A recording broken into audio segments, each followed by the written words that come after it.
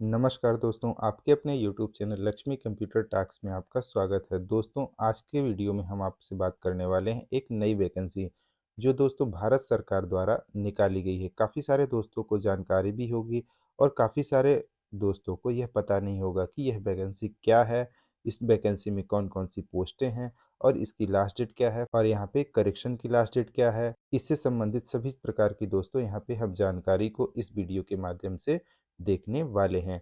तो चलिए दोस्तों वीडियो को स्टार्ट करते हैं। उससे पहले दोस्तों यदि आप हमारे चैनल पे नए हैं तो हमारे चैनल को सब्सक्राइब कीजिएगा और बेल आइकन को प्रेस कीजिएगा, ताकि दोस्तों हम जो भी वीडियो बनाते हैं आपके पास जल्द से जल्द पहुंच सके। दोस्तों, यह वैकेंसी एसएससी के द्वारा कांस्टेबल जीडी की निकाली गई है, जिसके अंतर्गत दोस्तों हम आपको बताएंगे कि कौन कौन से पोस्ट यहाँ पे आएंगे। दोस्तों, बात करते हैं इसके एप्लीकेशन फॉर्म के भरने की तिथियों के बारे में। दोस्तों, यह फॉर्म आपका 24 नवंबर 2023 से स्टार्ट हो चुका है और इसकी लास्ट डेट दोस्तों 31 दिसंबर 2023 निर्धारित की गई है। दोस्तों, यहाँ पे जो कैंडिडेट यहाँ पे फॉर्म भर लेते हैं 31/12/2023 तक, वो उसका पेमेंट यहाँ पे 1 जनवरी 2024 तक भी कर सकते हैं। दोस्तों, आपकी जानकारी के लिए हम आपको बता दें, क्योंकि इसकी एसएससी की जो साइट है इसका सर्वर हमेशा डाउन रहता है, इसलिए लास्ट डेट का इंतज़ार ना करें और जितना जल्दी हो सके उससे पहले इस फॉर्म को यहाँ पे भर लें। चलिए दोस्तों, आगे बात करते हैं एप्लीकेशन फॉर्म के करेक्शन के बारे में। दोस्तों, यहाँ पे किसी भी व्यक्ति द्वारा भरे गए फॉर्म में किसी प्रकार की त्रुटि हो जाती है तो उसके लिए यहाँ पे करेक्शन विंडो को ओपन किया जाएगा, जिसकी तिथि दोस्तों यहाँ पे 4 जनवरी 2024 से लेके 6 जनवरी 2024 तक रहने वाली है, वो भी रात में 11 बजे तक। इसलिए दोस्तों, यहाँ पे किसी को करेक्शन फॉर्म में करना होगा, भरने के बाद यदि कोई त्रुटि हो जाती है तो उसके लिए घबराने की कोई ज़रूरत नहीं है। करेक्शन विंडो भी यहाँ पे ओपन होगा। दोस्तों, आगे बात करने वाले हैं हम कंप्यूटर बेस्ड एग्जामिनेशन की। दोस्तों, यहाँ पे जो आपका एग्ज़ाम होगा ऑनलाइन बेस्ड होगा, जो आपका फरवरी और मार्च के बीच 2024 में निर्धारित किया जाएगा। दोस्तों, यहाँ पे यदि पे स्केल की बात करते हैं तो यहाँ पे पे जो लेवल होगा थर्ड का दोस्तों यहाँ पे 21,700 लेके 69,100 तक की पेमेंट रहने वाली है। दोस्तों, यहाँ पे हम वैकेंसी की आगे बात करते हैं। वैकेंसी दोस्तों यहाँ पे हम देखते हैं कि जो एसएससी जीडी निकली है उसके अंतर्गत दोस्तों एक बीएसएफ है, सीआईएसएफ है, सीआरपीएफ है, एसएसबी है, आईटीबीपी है, एआर का दोस्तों यहाँ पे असम राइफल्स होता है, एसएफ है दोस्तों। यहाँ पे यदि हम बात करते हैं मेल कैटेगरी की, दोस्तों यहाँ पे मेल कैटेगरी की बात करें और बीएसएफ फोर्स की बात करते हैं तो यहाँ पे टोटल इसकी 5211 वैकेंसी निकाली गई है। इसी प्रकार दोस्तों यदि सीआईएसएफ का देखेंगे तो 9,913, अर्थात दोस्तों सभी पोस्टों में से सबसे ज़्यादा पोस्ट सीआईएसएफ की यहाँ पे निकली है। और सीआरपीएफ की दोस्तों हम बात करते हैं तो यहाँ पे 3266 वैकेंसी है और एसएसबी की बात करते हैं तो यहाँ पे 593 है। आईटीबीपी की बात करते हैं तो 2694 है और असम राइफल्स की बात करते हो तो यहाँ पे 1448 है और एसएसएफ की बात करते हैं तो 222 टोटल पोस्ट है। दोस्तों, आपको हम बता दें कि टोटल जो मेल कैटेगरी पोस्ट है 23,347 कुल वैकेंसी यहाँ पे सिर्फ मेल कैटेगरी की यहाँ पे निकाली गई है। दोस्तों, आगे हम बात करते हैं आयु सीमा की कि आपके फॉर्म एप्लीकेशन फॉर्म में क्या रहने वाली है। दोस्तों, यहाँ पे 18 से 23 साल तक के कैंडिडेट यहाँ पे फॉर्म भर पाएंगे, जो दोस्तों आपका एज का निर्धारण है 1 जनवरी 2024 के आधार पे लिया जाएगा।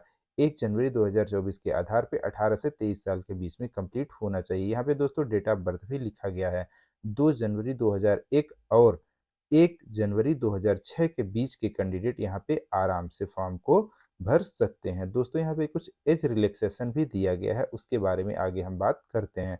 दोस्तों, एससी एसटी कैटेगरी अर्थात अनुसूचित जाति और जनजाति के लिए यहाँ पे 5 साल की छूट निर्धारित की गई है और ओबीसी कैटेगरी के लिए यहाँ पे 3 साल की छूट का निर्धारण किया गया है।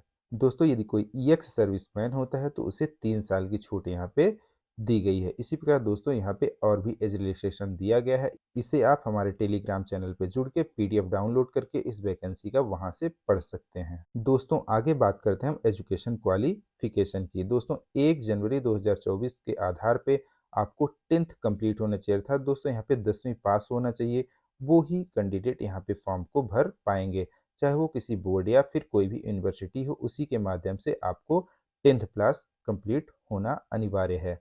यहाँ पे दोस्तों बहुत ही सुनहरा अवसर है जो यहाँ पे 10th पास हैं। दोस्तों, आगे बात करते हैं एनसीसी सर्टिफिकेट्स जो रखे हैं। अर्थात जिन कैंडिडेट का एनसीसी सर्टिफिकेट कंप्लीट है उनके लिए क्या बेनिफिट होने वाले हैं। जिसका एनसीसी का सी सर्टिफिकेट है उसे 5% की छूट मिलेगी मैक्सिमम मार्क में। जिसका बी सर्टिफिकेट कंप्लीट है उसे 3% की छूट मिलेगी। जिसका ए सर्टिफिकेट कंप्लीट है उसे 2% की छूट मिलेगी।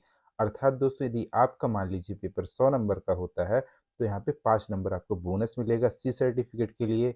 बी सर्टिफिकेट के लिए 3 नंबर का बोनस रहेगा और ए सर्टिफिकेट के लिए यहाँ पे 2 नंबर का बोनस रहने वाला है। दोस्तों अब बात करते हैं आप फॉर्म को कैसे भर पाएंगे।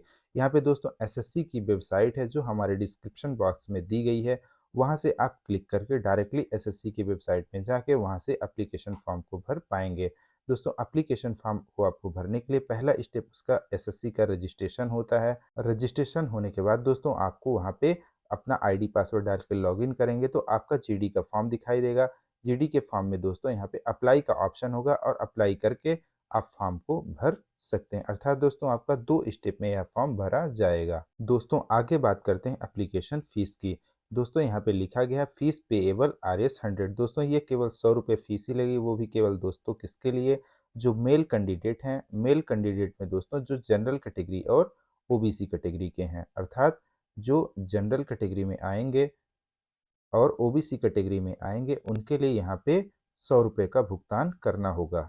दोस्तों आगे बात करते हैं 9.2 के बारे में। दोस्तों यहाँ पे जो भी महिला कैंडिडेट होंगी या फिर जो एसटी कैटेगरी का होगा या फिर जो एससी कैटेगरी का होगा उसके लिए दोस्तों यहाँ पे, और जो ईएक्स सर्विसमैन होगा उसके लिए दोस्तों यहाँ पे 0 फीस का निर्धारण किया गया है। अर्थात दोस्तों कोई भी गवर्नमेंट फीस उसे नहीं पे करनी है, उसका फॉर्म निःशुल्क भरा जाएगा। दोस्तों आगे बात करते हैं हम करेक्शन के बारे में। आपको ऊपर ही हमने बता दिया है कि 4 जनवरी 2024 से लेके 6 जनवरी 2024 के बीच करेक्शन किया जाएगा। लेकिन दोस्तों यहाँ पे करेक्शन की कुछ फीस है।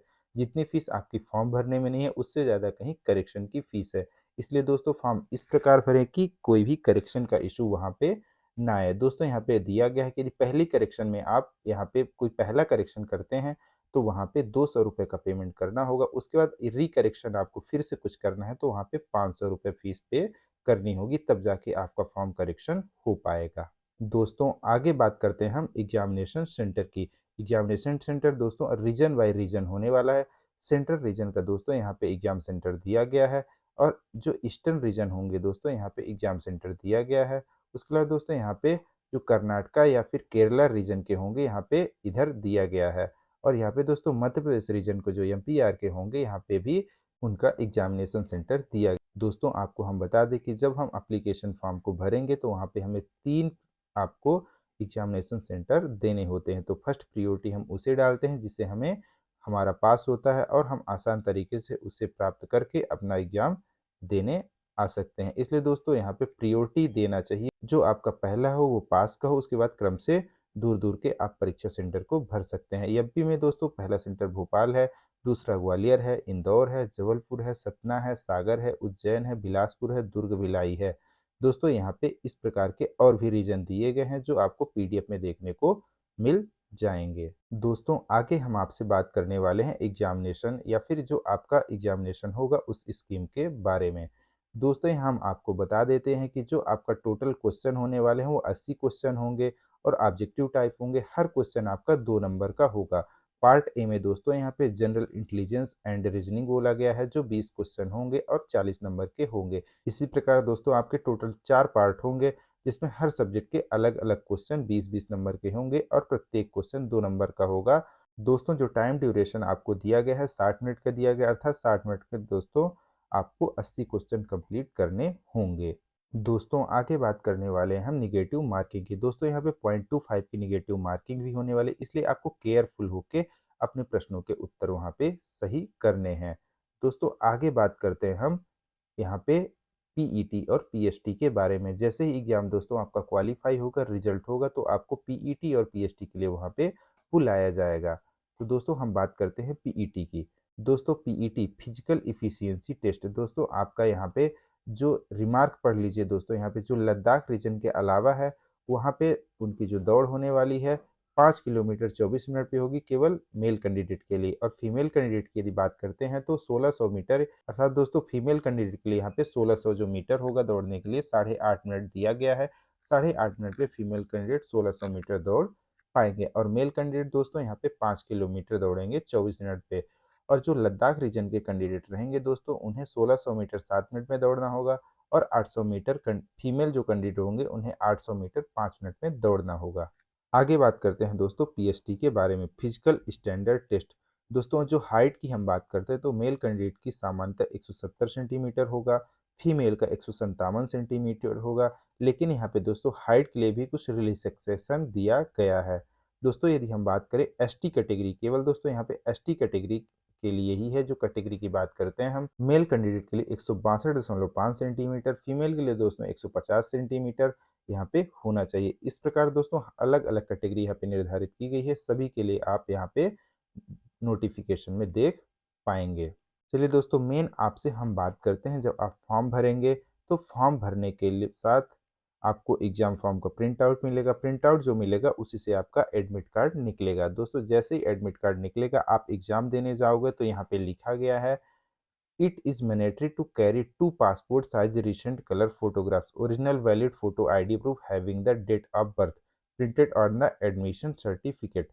दोस्तों यहाँ पे जब आप एग्जाम देने जाओगे तो आपको कोई एक डॉक्यूमेंट लेके ही जाना होगा, या फिर आधार कार्ड ले जाओ, voter ID, driving licence, PAN card, passport, या फिर कोई आईडी या फिर एम्प्लॉई आईडी कार्ड।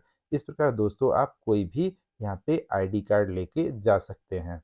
दोस्तों आगे हम बात करते हैं, जब आप एप्लीकेशन फॉर्म को सबमिट करेंगे तो वहाँ पे आपको प्रियोरिटी का ऑप्शन पूछा जाएगा, किस आप पोस्ट में सबसे पहले भरना चाहते हैं। तो यहाँ पे आप नोट कर लीजिएगा, जब आप फॉर्म भरेंगे तो सामने वाले को बताना होगा। यदि खुद से भरेंगे तो हमें प्रियोरिटी भरनी होगी कि हम सीआईएसएफ में पहले जाना चाहते हैं, कि बीएसएफ में जाना चाहते हैं, कि सीआरपीएफ में जाना चाहते हैं, कि एसएसबी, की आईटीबीपी, या फिर जो और दिए गए हैं।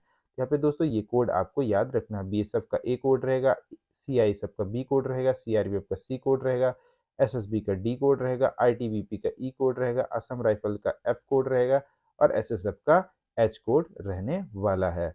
दोस्तों इसे आप लिख लेना और एग्जाम फॉर्म भरते समय इसे आप सामने वाले को बता सकते हैं। दोस्तों आगे बात करते हैं, आपका जो फोटोग्राफ होगा फॉर्म भरने का वो किस प्रकार से होना चाहिए।